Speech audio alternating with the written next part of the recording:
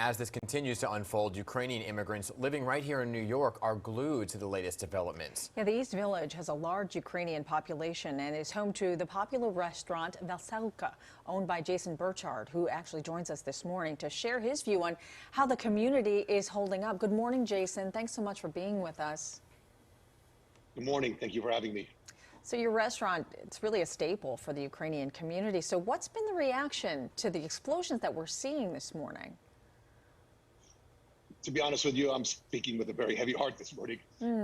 This is a very emotional time for myself and for my Ukrainian staff, as well as all our supportive staff, our friends, family. It's been a long night listening and hearing of the news, as you've heard, of the invasion of that Russia has started this invasion. Yeah. I was very hopeful. Going into this process, I was thinking that the democratic diplomacy I had faith in that, but unfortunately, I was wrong.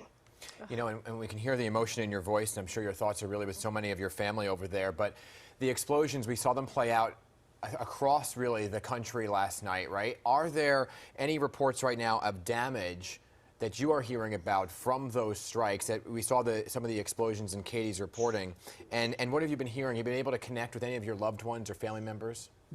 I haven't connected this morning. I've spoken to some of my staff members who have spoken to family back home. They're in a state of shock. I mean, there are multiple reports of these bombings. I don't think we truly know what the extent of it is. It is, in fact, there are explosions happening, but we haven't heard the full extent of what more than you know. But we're hopeful that I don't know what to hope for at this point. Oh gosh, my heart breaks for you and your staff members. So at this point, you're saying you really don't know if their homes or their families' homes have been damaged by the warfare over there right now? What I'm understanding is that they're targeting military targets and key infrastructure or transportation, but nothing of any other sorts that I'm aware of. Yeah, you know, we spoke to a few people earlier this week from the consulate who were talking about go bags that were necessary, and we're seeing the video of the residents trying to flee certain areas right now. What are you hearing on the ground at all in terms of what people need, and do they even have basic necessities if they're staying put and hunkering down? I believe the basic necessities are being had. I know that some of the family members, some of the staff's family members were stocking up on some of the basic necessities leading up. But honestly, there was the sense what Zelensky, the president of Ukraine, was saying was to stay calm. And I really believe that he thought that there was going to be diplomacy to solve this dilemma. But as we see now, there's a run on banks and people are trying to escape the capital in droves. So we'll have to see how this plays out. I mean. And even for you, how can you stay calm, really, right? When there is so much uncertainty over there, I'm sure there is a strong desire to want to help. Is there any way that we can help here in the States?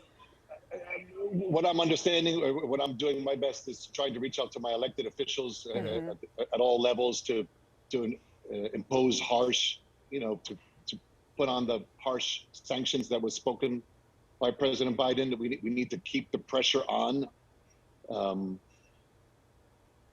But I'm still vetting out other options about how to truly help the Ukrainian people and the Ukrainian army.